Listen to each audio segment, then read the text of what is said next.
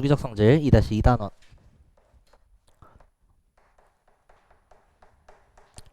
뭐 결국은 세 가지 화학적 성질에 대해서 주기율 표상의 위치에 따른 어떤 대소관계를 판단할 수 있는 게 이 단원에서의 뭐 학습 목표라고 할 수 있습니다. 근데 뭐 기본적으로 제로 베이스에서 주기율표에 대한 내용을 좀 알고 계셔야 되고요.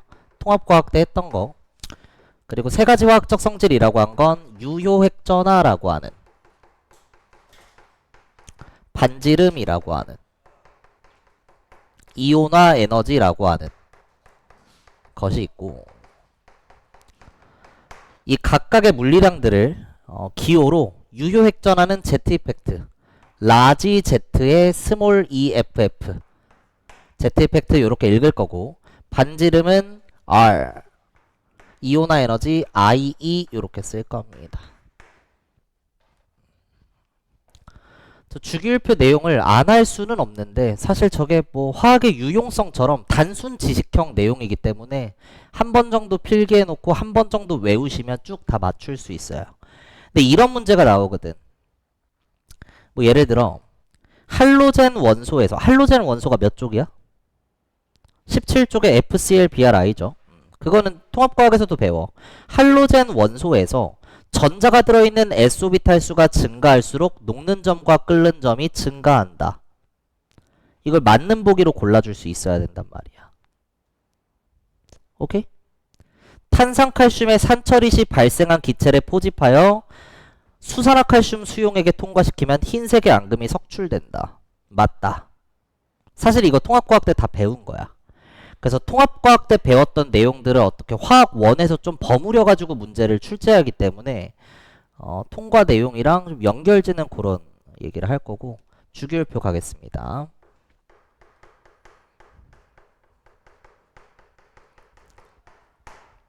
주기율표가 뭐냐라고 하면 주기율이라는 현상을 표로 정리한 것이라고 하시면 되고요.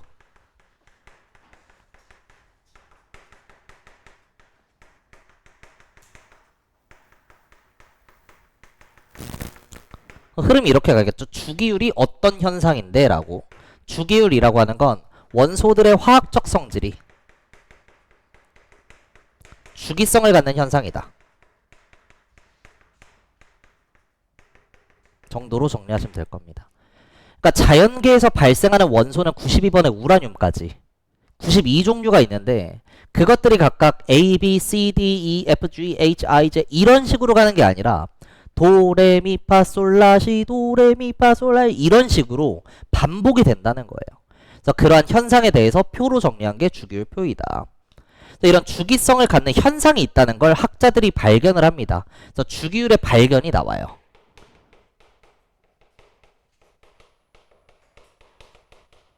학자 4명 할 거야. 일단 첫 번째는 데베라이너. 의 새쌍 원소설이라고 하고, 화학적 성질이 비슷한 세 종의 원소 A, B, C를 데려다 놓고 이것들의 원자량을 각각 스몰 a, b, c라고 하면 이 값들 사이에 어떤 관계가 존재한다 이런 걸 찾아냈습니다. 양 옆에 거는 중간값, 중간 거와 다시 양 옆에 거의 평균값은 중간값과 같다. 이런 관계가 성립됨을 찾아냅니다. 뭐 예를 들어 리튬, 나트륨, 칼륨처럼 동족이라서 화학적 성질이 비슷한 저런 애들. 리튬은 원자량 몇이야? 7이고요. 나트륨은 23, 칼륨은 39. 우리 1단원 할 때 좀 외워라. 외우면 좋다 얘기했던 겁니다. 지금처럼 양 옆에 거의 평균값은 중간값과 같다. 이렇게 얘기할 수 있는 관계가 성립되더라 라는 것. 근데 이제 한계점이 좀 나오는데 데베라이너는 화학적 성질이 비슷한 세 종의 원소들 가지고 원자량을 비교하는데 원자량의 량은 줄임말이야. 뭐의 줄임말이야? 상대적 질량의 줄임말이죠. 이거 질량입니다.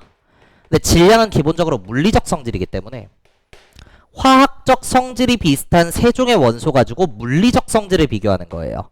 화학적 성질이 비슷한 애들의 물리적 성질을 비교하다 보니까 대충 맞긴 맞는데 가끔 가다 오류가 발생하더라 라는 한계점이 있습니다.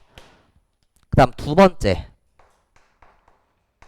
뉴렌즈, 뭐 뉴렌즈라고도 하고요, 어이렌즈라고도 합니다. 옥타브설.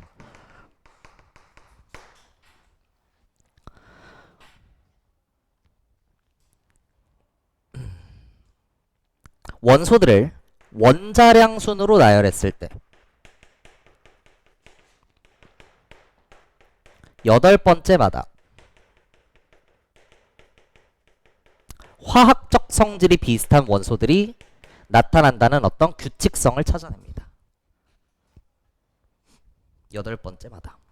그래서 옥타브 이렇게 얘기하는 거고, 도, 레미파, 솔라시, 도, 레미파, 이런 식으로 반복된다는 걸 찾아내는 거죠. 근데 얘도 마찬가지야. 원자량이라고 하는 물리적 성질 가지고 화학적 성질을 논하니까 오류가 발생할 수밖에 없더라. 그러니까 가끔 가다가 일곱 번째마다 나오기도 하고 아홉 번째마다 나오기도 하고 그럴 때가 있더라.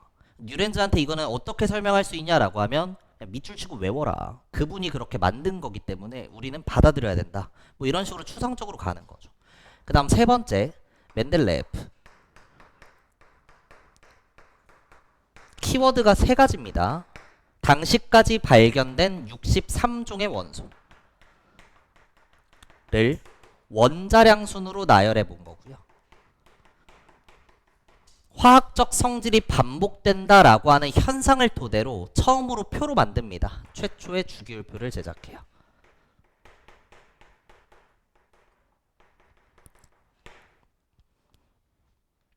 마찬가지죠. 원자량이라고 하는 물리적 성질 가지고 화학적 성질에 대한 표를 작성했으니까 오류가 발생할 수밖에 없다. 그리고 자연계에서만 해도 만들어지는 원소가 92종류인데 당시까지 발견된 63종의 원소 가지고만 나타냈기 때문에 표를 만들었을 때 중간중간 빈 군데가 있었을 거야. 그 빈 곳에는 아무 원소가 없다가 아니라 대체적인 경향성을 봤을 때 이런 성질을 갖는 원소가 있을 거는 같은데 인간이 아직 발견하지 못했구나. 그래서 새로운 원소의 존재를 예측하였다라는 표현을 씁니다. 그리고 처음으로 표로 만들었다는 점에서 칭찬할 만하다. 이렇게 얘기할 수 있습니다. 지엽적이긴 한데 이런 표현이 있어요. 규소 밑에 당시까지 발견되지 않은 어떤 원소가 있어서 빈칸이 있어버린 거야.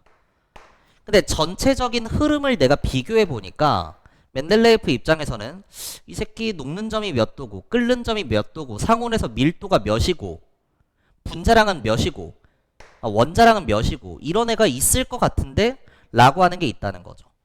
얘는 이름을 뭐라 할까 라고 해서 이걸 에카규소 뭐 이런 식으로 명명을 합니다. 그래서 에카라는 뜻이 under이래요. 규소 밑에 있는 애. 그래서 에카규소 저런 표현을 씁니다. 오케이? 됐죠? 그럼 당시에 뭐 이제 에카질소라는 애가 있었어. 현대에는 그게 뭐라고 밝혀졌을까? 에카질소면 under 질소니까 질소 밑에 있는 누구였던 거야? 인에 대한 설명이 되는 거죠. 그래서 그런 식으로 얘기할 수 있습니다. 마지막 네 번째, 모즐리. 지금 전체적으로 보면 계속 오류가 발견되고 있는데 그러한 오류에 대한 어떤 보정을 해주고 싶었던 거고요. 원소들의 화학적 성질이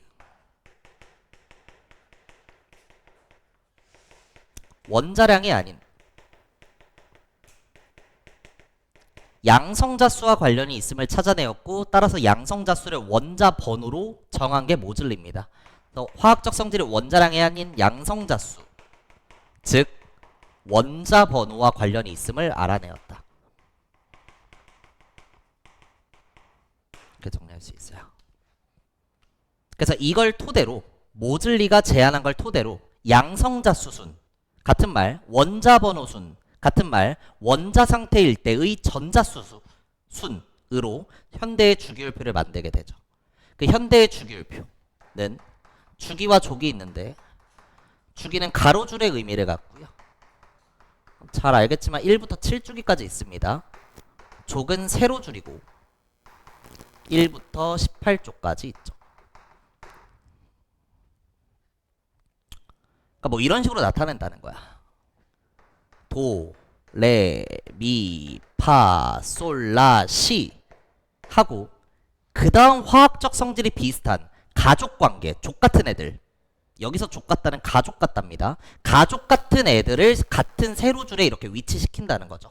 다시 한번 레, 미, 파, 솔, 라, 시 그 다음 도를 이런 식으로 위치해준다.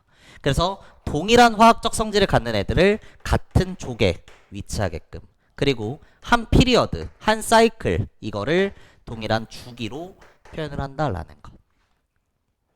근데 원자번호 20번 이하에서는요, 몇 쪽부터 몇 쪽이 없어? 3에서 15쪽이 12쪽이 없습니다. 그래서 1쪽, 2쪽 다음이 몇 쪽이야? 13, 14, 15, 16 이렇게 가는 거죠. 3쪽에서 12쪽이 없다.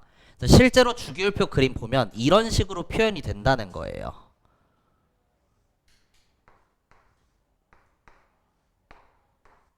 그림 뭔지 알지? 이 가운데가 빵꾸 뚫려 있다는 거야. 여기 없다는 거야. 원자번호 20번까지는. 그래서 1쪽, 우리가 다루는 건 2쪽. 띄고 13, 14, 15, 16, 17, 18쪽까지이다. 이렇게 된다는 거. 그래서 우리가 외워야 되는 건 원자번호 20번까지이기 때문에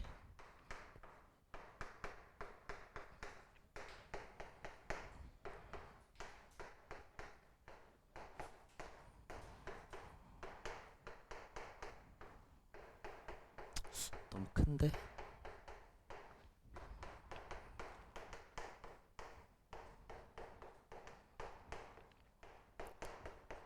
각각 원자번호 1번부터 20번까지죠. 3, 4, 5, 6, 7, 8, 9, 10, 11부터 18, 그 다음 19, 20 이렇게 됩니다.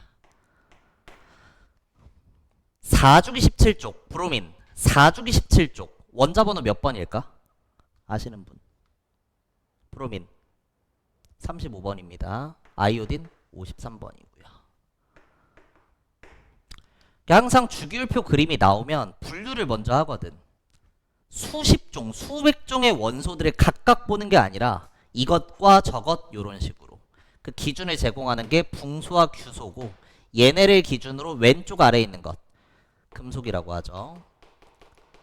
나머지를 비금속이라고 한다. 얘네는 금속에 준하는 준금속이 되는 거죠. 지구상에 존재하는 사람을 분류한다라고 했을 때 남자와 여자가 아니라 남자인 것과 남자에 준하는 것과 남자가 아닐 B자, 비남자 이렇게 나누겠다는 거야. 남자와 여자가 아니라 남자와 비남자야.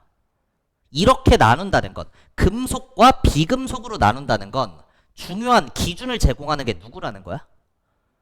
금속이라는 거예요. 금속이 중요하다는 거야. 그치? 그래서 금속 vs 비금속 얘기가 먼저 나옵니다. 금속은, 나트륨은, 금은, 은은, 구리는 금속이야. 맞아? 왜 금속이야? 금속은 왜 금속이야? 금속성이 있어서 금속입니다. 금속성이 뭔데? 전자를 잃고 양이온이 되려는 성질이죠. 오케이? 그러면 비금속은 왜 비금속이야? 금속은 금속성이 있어서 금속이라며. 비금속은 왜 비금속이야? 비금속성이 있어서가 아니라 금속성이 없어서입니다. 그러니까 전자를 잃으려고 하지 않는다는 거예요.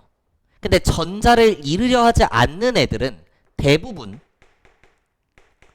전자를 얻어 음이온이 되려는 성질이 있어. 이걸 뭐라고 할까? 이걸 비금속성이라고 하는 거야. 비금속은 일단 금속이 아닌 것들은 다 비금속이라고 하고, 근데 전자를 잃으려고 하지 않기 때문에 대부분은 얻으려는 성질은 있더라. 그걸 비금속성이라고 하자인 겁니다. 그러다 보니까 이런 애가 발생하게 되는 거죠. 18족 같은 비활성 기체들은요, 전자를 잃고 양이온이 되려는 성질 금속성 없습니다. 전자를 얻어 음이온이 되려는 성질 비금속성도 없어요. 이미 안정하기 때문에 이미 옥텟 규칙을 만족하니까 금속성도 없고 비금속성도 없어. 그럼 얘는 금속이야 비금속이야? 비금속이라고 한다는 거야. 중요한 기준은 뭐야? 금속성이야. 전자를 잃고 양이온이 되려는 성질이 없어. 금속이 아니야. 그럼 다 비금속이란 말이야. 근데 얘는 얻으려고 하지도 않을 뿐이야. 그러니까 18쪽은 비금속성이 없는 비금속이다. 이런 표현이 가능해지는 거죠. 맞아? 비금속성이 없어도 비금속일 수 있단 말이야. 그냥 금속이 아니면 비금속인 거니까. 이해돼? 좋습니다. 그리고 금속은요. 공통적인 특징이 나타납니다. 세 개가 있고 광택이 있다. 연성과 전성이 있다. 뽑힘성과 펴짐성이라고 하죠. 열전도성, 전기전도성이 크다. 열과 전기가 잘 통한다 라고 할 수 있습니다. 금속은 이러한 공통적인 특징이 나타나는 이유가 자유전자 때문이에요. 금속은 공통점을 얘기할 수 있는 애들이야. 구조적으로. 근데 비금속은 어떤 공통적인 특징을 얘기할 수 없어요. 비금속의 종류에 따른 차이점만 얘기할 수 있어. 봐봐. 나트륨과 칼륨 얘기할게. 둘 다 금속이야. 얘네는 안정한 이온이 되면 뭐가 돼? 나트륨, 일가 양이온, 칼륨, 일가 양이온이 되면서 전자를 버리지. 금속이 금속 양이온이 될 때 어떤 양이온이 되는가? 양이온이 된다는 건 똑같지만 어떤 양이온이 되는가는 달라요. 이게 결국 금속은 금속인데 양이온이 되기는 하는데 얘는 나트륨, 얘는 칼륨, 얘는 금 이런 금속 간의 차이점을 나타내게 돼요. 금속 간에 조금씩 달라. 그건 양이온의 종류 때문에 그런 겁니다. 근데 이 전자는 나트륨이 버린 전자든 칼륨이 버린 전자든 금이 버린 전자든 전자는 그냥 전자거든. 모두 자유전자를 발생시킨다는 점에서 이러한 자유전자에 의해 공통점이 나타날 수 있다는 거야. 그래서 자유전자가 있기 때문에 이러한 금속들의 공통점이 있다는 거죠. 근데 비금속은 플로린도 Cl도 전자를 먹고 전자를 얻어서 음이온이 된다는 건 똑같아.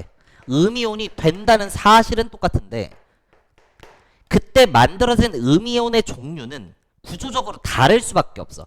다른 비금속이면 형성된 비금속 음이온의 종류가 달라. 그러니까 비금속들 간에는 차이점 맞게 설명할 게 없다는 거야.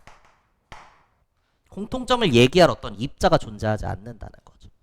그래서 비금속은 어떤 공통점을 얘기하는 게 아니라 확실한 건 금속이 아니기 때문에 그냥 광택이 없다. 연성과 전성이 없다. 열과 전기가 안 통한다. 끝. 이렇게만 내버린다는 거예요. 공통점을 얘기할 수 없는. 그냥 금속이 아닌 것들을 다 넣어놨으니까. 금속이 갖는 성질이 다 없다. 이렇게만 얘기해주면 되는 거죠. 근데 한 가지 예외가 나옵니다. 단 흑연은 자유전자가 존재해서 열과 전기가 잘 통한다 라고 할 수 있습니다. 오케이? 물론 이제 탄소동소체에서 다이아몬드는 없고 흑연, 그래핀, 탄소나노튜브, 플러렌 이런 애들은 있다. 굳이? 그건 뭐 통합과학 문제 같고요. 흑연만 좀 알아두시면 됩니다. 그리고 금속은 상온에서 대부분 무슨 상태로 존재해? 고체 상태로 존재합니다. 예외는 수은이고요. 수은, Hg. 얘는 상온에서 액체 상태로 존재합니다. 그 우리 온도계 속에 들어가 있는 그 빨간 액체, 그게 수은이에요. 걔는 액체, 나머지 금속은 다 고체입니다. 그리고 비금속은 상온에서 대부분 무슨 상태로 존재해? 이렇게 물어보면 다 기체라고 하던데 고체 또는 기체입니다. 예외가 한 가지 나오고 단 브로민 Br2예요. 얘는 상온에서 액체 상태로 존재합니다. 오케이. 그래서 금속과 비금속은 이렇게 나눌 수가 있다라고 하는 거. 뭐 금속의 산처리 시에 수소기체가 발생한다 이런 거는 뒤에서 얘기하고요. 그래서 주기율표 그림이 항상 나오면 금속과 비금속의 특징 얘기가 쭉 나오고 그 다음엔 금속 중에서 1진 그룹, 금속성이 가장 큰 애들 얘네. 무슨 금속이라고 해 이걸? 알카리 금속이라고 하죠. 비금속 중에서 비금속성이 가장 큰 17족 원소들 얘네는 뭐라고 해? 할로젠 원소라고 합니다. 그래서 금속과 비금속을 나누고 나면 알카리 금속 vs 할로젠 원소 이렇게 다시 한번 비교를 한다는 거야.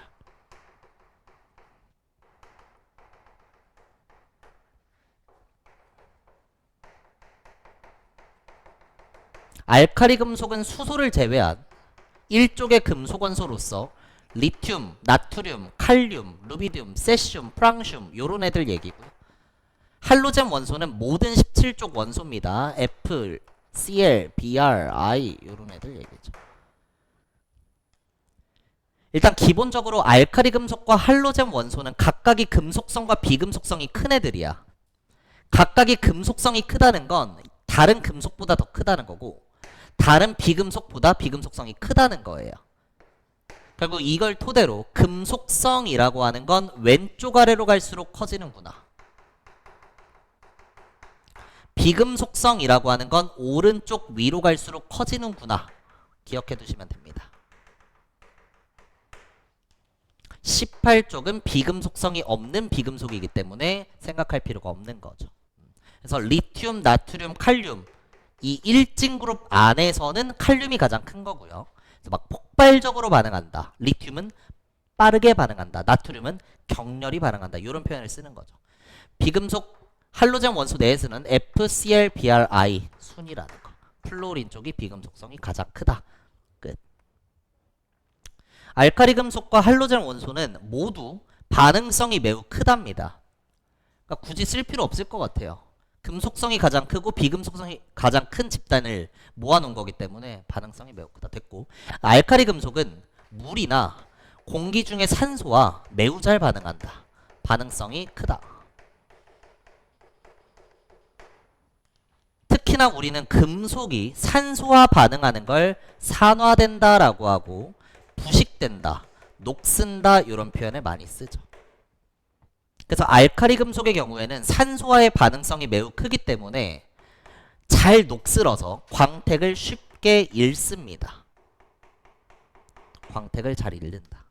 그리고 물이나 산소와의 반응성이 크니까 우리가 얘네들을 보관할 때는 물이나 산소와의 접촉을 차단하기 위해서 석유나 액체 파라핀 속에 넣어서 보관을 하는 거죠.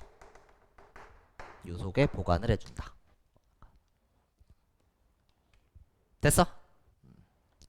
할로젠 원소에서의 특징 얘네는 기본적으로 이원자 분자 상태로 존재합니다. F2, Cl2, Br2, I2 이렇게 존재한다는 거예요. 그리고 얘네는 독특한 색깔을 가지게 되는데 F2는 연한 노란색, Cl2는 노란색, 약간 초록색에 가까운 노란색이에요. Br2는 젓갈색, 밤 색깔이고요. I2는 보라색입니다. 이거를 뭐 한자로 알려줄 수도 있으니까 연한 노랑, 연하다가 한자로 이제 담이라고 하거든. 이걸 담황색이라고도 합니다. 담황, 연한 노랑이라는 뜻이에요. Cl2는 황록색이라고 해요. 황록색. 황색을 갖는 초록색이라는 뜻이야. yellowish green이라고 하고요. Br2는 뭐 젓갈색. Br2, 젓갈색. 마룬 5 할 때 그 마룬, 밤 색깔. 보라색은 흑자색 뭐 이런 표현을 씁니다. 상온에서의 상태. 비금속은 상온에서 대부분 고체 또는 기체로 존재한다고 했고 브로민만 액체로 존재한다 얘기했습니다. Br2는 상온에서 액체로 존재해요. F2Cl2는 기체 상태로 존재하고 I2는 고체 상태로 존재합니다. 내가 이 파트 들어오기 전에 뭘 얘기했냐면 할로젠 원소 중 전자가 들어있는 S오비탈 수가 증가할수록 녹는 점과 끓는 점이 높아지냐 이렇게 물어봤는데 할로젠 원소 중 F2CL2, Br2, I2 중 전자가 들어있는 S오비탈 수 이게 의미하는 게 뭐야? 아시는 분? 껍질수, 주기. 우리 24쪽에 4번 물리량이었습니다. 전자가 들어있는 S오비탈 수는 그 원소가 속한 주기와 완전히 똑같죠. 그러니까 통합과학에서는 아래로 갈수록 원자 번호가 증가할수록 껍질수가 증가할수록 직접적으로 줬다면 화학원에서는 이렇게 오비탈량 연계해서 물어볼 수 있다는 거야. 아래로 갈수록 녹는 점과 끓는 점이 어떻냐 이건 여러분들이 사실 추론할 수 있어야 되는데 물질의 상태와 녹는 점 끓는 점의 어떤 대소 판단을 직관적으로 연결지어 두셔야 돼요. 자, 고체 상태는 녹는 점과 끓는 점이 높은 거야 낮은 거야? 높은 애들이야. 고체로 존재하는 애들은 녹는 점 끓는 점이 너무 높아. 그래서 지금의 내 온도로는 이 녹는 점 끓는 점을 못 넘는 거야. 녹이지도 못하고 끓이지도 못하는 거야. 이미 기체 상태로 존재하는 애들은 녹는 점 끓는 점이 족밥인 거야. 너무 낮은 거야. 그래서 이미 녹이기도 하고 이미 끓일 수도 있다는 뜻입니다. 그러니까 고체 쪽으로 갈수록 이쪽에 가까울수록 녹는 점과 끓는 점이 높다. 상태만 보더라도 이 내용을 뽑아낼 수 있어야 돼요. 근데 그게 어렵기 때문에 그냥 알려드린 겁니다. 그래서 할로젠 원소 중 아래로 갈수록 녹는 점과 끓는 점이 높아지냐? 맞는 보기 이렇게 골라줄 수 있으면 되는 거죠. 오케이. 마지막 기체 발생 실험과 액성 확인. 자, 대부분의 금속은 염산과 같은 산에 처리하면 수소기체가 발생합니다. 탄산칼슘의 경우에는 CaCO3요. 산 처리 시에 이산화탄소기체가 발생합니다. 알카리 금속의 경우에는 반응성이 너무 커서 산에다 넣을 것도 없이 물에다가만 넣어도 반응이 격렬히 일어나요. 근데 그 과정에서 수소기체가 발생하고 특히나 알카리 금속이 물과 반응하고 나면 그 액성 자체가 염기성이 됩니다. 하나 더, 할로젠 원소는 이게 마치 이제 알카리는 물에 녹이면 염기성, 알카리랑 할로젠은 상대적인 개념 같으니까 이 둘이 싸우는 관계니까 얘를 물에 녹이면 산성이 된다. 이런 보기를 많이들 내는데 이건 일단 틀린 보기입니다.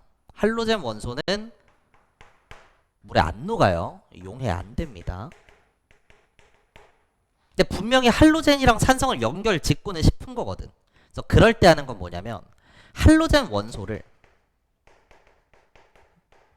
수소랑 반응시켜. 그럼 할로젠화 수소를 얻을 수 있습니다. 할로젠의 앞 글자가 X거든요. 그래서 할로젠 원소 X2랑 F2CL2, Br2, I2 얘기예요.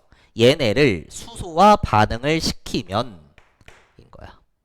할로젠화 수소라고 하는 HX가 만들어지겠죠. 양적 관계에서 개수는 2가 될 거고. 그게 의미하는 건 HX, 다시 HF, HCl, HBr, 지금 HI 요 얘기하는 거야. 됐어? 이렇게 만든 할로젠화 수소 HF, HCl 얘네들 이 HX를 물과 반응시키면 물에 녹이면 액성이 산성이 됩니다. 그래서 이렇게 뭔가를 반응시켰을 때 주기율표상에서 할 수 있는 얘기가 어떤 기체가 나오더라. 기체 발생 실험에 대한 얘기를 할 수 있고요. 수소가 나오긴 나오는데 이산화탄소가 나오긴 나오는데 이게 진짜 수소인지 이산화탄소인지 확인하는 방법. 그리고 물에 녹였을 때 액성이 염기성이 되는 케이스도 있고 산성이 되는 케이스도 있는데 진짜로 이게 액성이 산성인지 염기성인지 판단하는 방법 이런 걸 좀 알아야 되죠.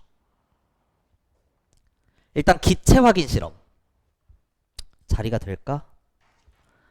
수소기체 확인 실험이 뭐죠? 불에 갖다 대면 퍽 소리가 나면 탄답니다. 금속을 산과 반응시키면 수소기체가 나온다.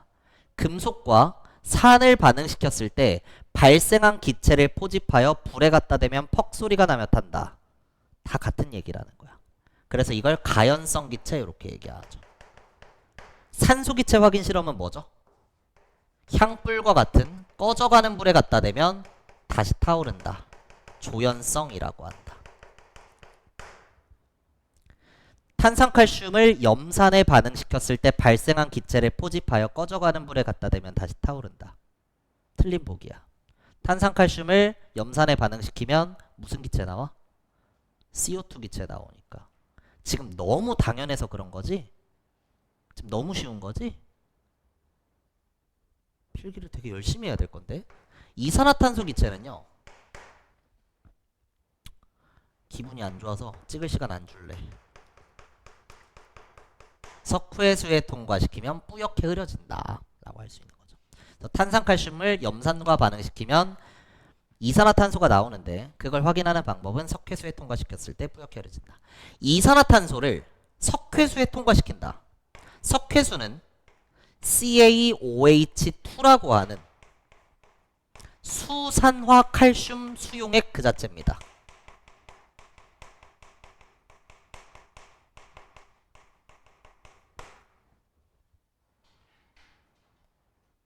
그래서 CO2를 석회수에 통과시키면 같은 말 CO2를 수산화칼슘 수용액에 통과시키면 이 될 거고 뿌옇게 흐려지는 이유가 기본적으로 이 이산화탄소랑 수산화칼슘이 반응을 하면요 용매인 물 분자가 하나 나오면서 CaCO3라고 하는 카코3라고 하는 탄산칼슘이라고 하는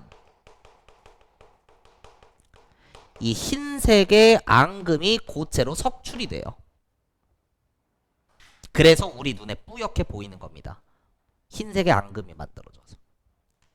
그래서 이 기체는 이산화탄소이다 라는 걸 석회수에 넣으면 뿌옇게 흐려지나 라고 중학교 때 물어보는 거고 고등학교 2학년 와서는 수산화칼슘 수용액에 통과시키면 흰색의 앙금이 석출되냐 라고도 표현할 수 있다는 거죠. 다 똑같은 말입니다.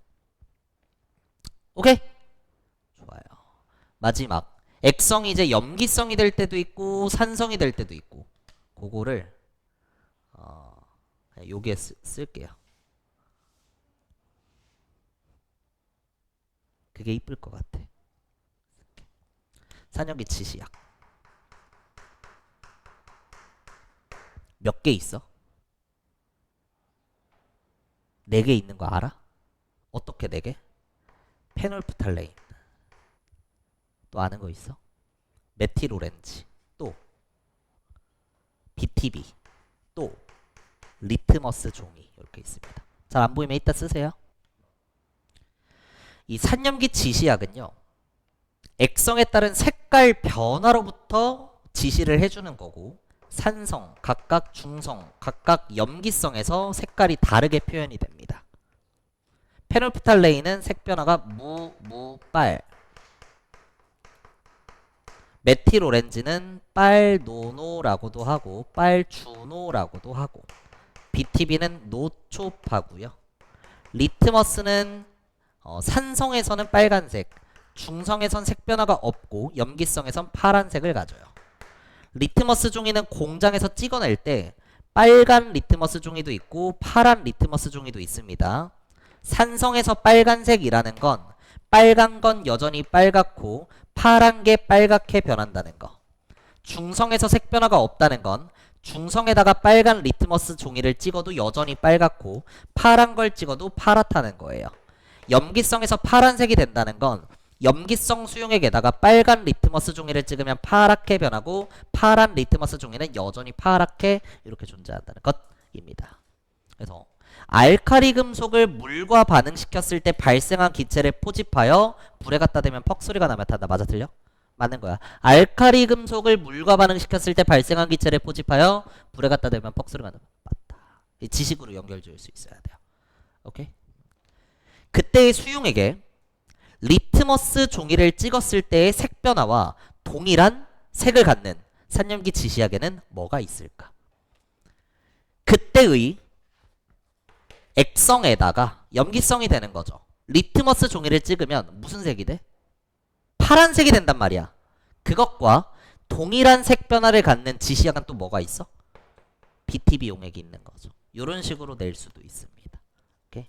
그래서 주기율표의 어떤 계략적인 내용들은 이렇게 있고요. 다 단순 지식형이기 때문에 열심히 써놓고 외우시면 되겠습니다. 오늘 여기까지 하고 숙제는 주간지 있으니까요. 또 열심히 풀어와 보시고 뒤에 우리 풀다 만 거 오비탈 전자배치 파트 마무리 해오시면 됩니다. 그렇죠? 끝! 하나만 더 할게요. 알카리 금속은요. 칼로 자를 수 있을 정도로 매우 무르다. 반응성이 매우 커서 너무 잘 녹슬어서 공기 중에 냅두면 얘네 원래 은색인데 까매져. 근데 칼로 이렇게 커터 칼로 자를 수가 있어. 금, 은 이런 거 자를 수 있니? 못 잘라. 근데 알카리 금속은 족밥이야. 밀도가 너무 작아서 칼로 쉽게 잘려요. 자르고 딱 단면에 보면 은색이야. 안쪽은 안 녹슬었을 거니까. 근데 가만히 냅두면 다시 한번 얘가 공기 중에서 산소랑 반응해서 녹슬면서 까매집니다. 그 까매지는 속도는 리튬, 나트륨, 칼륨 중에 뭐가 가장 빠를까? 칼륨이 빠른 거야. 칼륨이 금속성이 가장 크니까. 우리가 배운 애들 중에. 오케이. 끝.